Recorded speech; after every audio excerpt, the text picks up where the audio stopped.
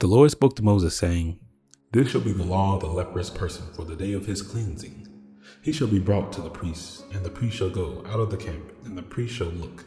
Then, if the case of the leprous disease is healed in the leprous person, the priest shall command them to take for him who is to be cleansed 2 live clean birds and cedar wood and scarlet yarn and hyssop. And the priest shall command them, kill one of the birds in an earthenware vessel over fresh water. He shall take the live bird with the cedar wood and the scarlet yarn and the hyssop, and dip them and the live bird in the blood of the bird that was killed over the fresh water. And he shall sprinkle it 7 times on him who is to be cleansed of the leprous disease. Then he shall pronounce him clean, and shall let the living bird go into the open field.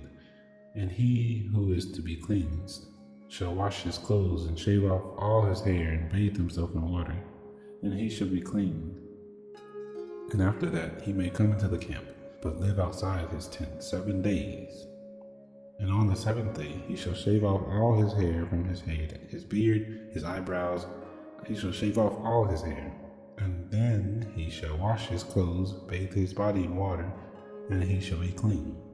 And on the 8th day he shall take 2 male lambs without blemish, or 1 ewe lamb, a year old without blemish, and a grain offering of 3/10 of an ephah of fine flour mixed with oil, and 1 log of oil. And the priest who cleanses him shall set the man who is to be cleansed, and these things before the Lord, at the entrance of the tent of meeting. And the priest shall take 1 of the male lambs and offer it for a guilt offering along with the log of oil, and wave them for a wave offering before the Lord. And he shall kill the lamb in the place where they kill the sin offering and the burnt offering, in the place of the sanctuary. For the guilt offering, like the sin offering, belongs to the priest. It is most holy. The priest shall take some of the blood of the guilt offering, and the priest shall put it on the lobe of the right ear of him who is to be cleansed, and on the thumb of the right hand, on the big toe of his right foot. Then the priest shall take some of the log of oil and pour it into the palm of his own left hand, and dip his right finger in the oil that is on the left hand, and sprinkle some oil with his finger 7 times before the Lord. And some of the oil that remains in his hand the priest shall put on the lobe of the right ear of him who is to be cleansed, and on the thumb of his right hand, and on the big toe of his right foot, on top of the blood of the guilt offering. And the rest of the oil that is in the priest's hand he shall put on the head of him who is to be cleansed. Then the priest shall make atonement for him before the Lord. The priest shall offer the sin offering to make atonement for him who is to be cleansed from this uncleanness. And afterwards he shall kill the burnt offering, and the priest shall offer the burnt offering and the grain offering on the altar. Thus the priest shall make atonement for him, and he shall be cleaned.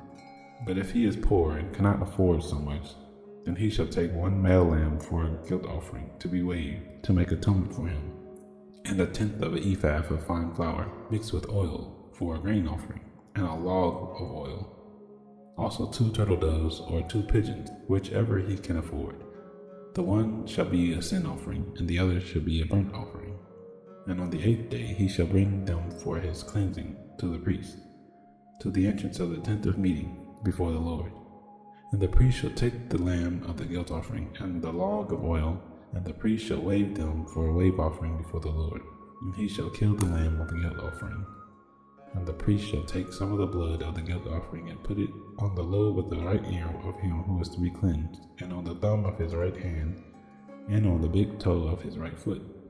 And the priest shall pour some of the oil into the palm of his own left hand, and shall sprinkle with his right finger some of the oil that is in his left hand 7 times before the Lord. And the priest shall put some of the oil that is in his hand on the lobe of the right ear of him who is to be cleansed, and on the thumb of his right hand, and on the big toes of his right foot, in the place where the blood of the guilt offering was put. And the rest of the oil that is on the priest's hand he shall put it on the head of him who is to be cleansed, to make atonement for him before the Lord. And he shall offer the turtle doves or pigeons, whichever he can afford, 1 for a sin offering, and the other for a burnt offering, along with the grain offering. And the priest shall make atonement before the Lord for him who is being cleansed.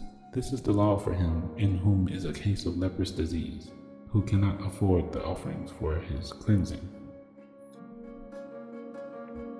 The Lord spoke to Moses and Aaron, saying, When you come into the land of Canaan, which I give you for possession, and I put a case of leprous disease in a house in the land of your possession, then he who owns the house shall come and tell the priest, There seems to me to be some case of a disease in my house. Then the priest shall command that they empty the house before the priest goes to examine the disease, lest all that is in the house shall be declared unclean. And afterward the priest shall go in to see the house, and he shall examine the disease, and if the disease is in the walls of the house, with greenish or reddish spots, and if it appears to be deeper than the surface, then the priest shall go out of the house to the door of the house, and shut up the house 7 days. And the priest shall come again on the 7th day, and look. If the disease has spread in the walls of the house, then the priest shall command that they take out those stones in which is the disease, and throw them into an unclean place outside the city. And he shall have the inside of the house scraped all around, and the plaster that they scrape off they shall pour it into an unclean place outside the city. Then they shall take other stones, and put them in the place of those stones, and he shall take the other plaster and plaster the house. If the disease breaks out again in the house after he has taken out the stones and scraped the house and plastered it, then the priest shall go and look. If the disease has spread in the house, it is a persistent leprous disease in the house. It is unclean. And he shall break down the house, its stones and timber, and all the plaster of the house, and he shall carry them out of the city to an unclean place. Moreover, whoever enters the house while it is shut up shall be unclean until the evening. And whoever sleeps in the house shall wash his clothes, and whoever eats in the house shall wash his clothes. But if the priest comes and looks, and if the disease has not spread in the house, after the house was plastered, then the priest shall pronounce the house clean, for the disease is healed.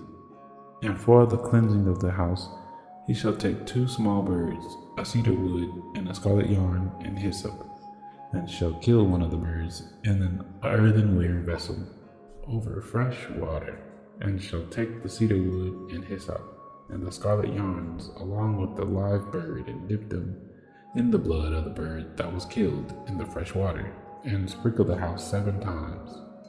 Thus he shall cleanse the house with the blood of the bird, and with the fresh water, and with the live bird, and with the cedar wood, and hyssop, and scarlet yarn. And he shall let the live bird go out of the city into the open country. So he shall make atonement for the house, and it shall be clean. This is the law for any case of a leprous disease, for an itch, for a leprous disease in a garment or in a house, and for a swelling or an eruption or a spot, to show when it is unclean and when it is clean. This is the law for a leprous disease.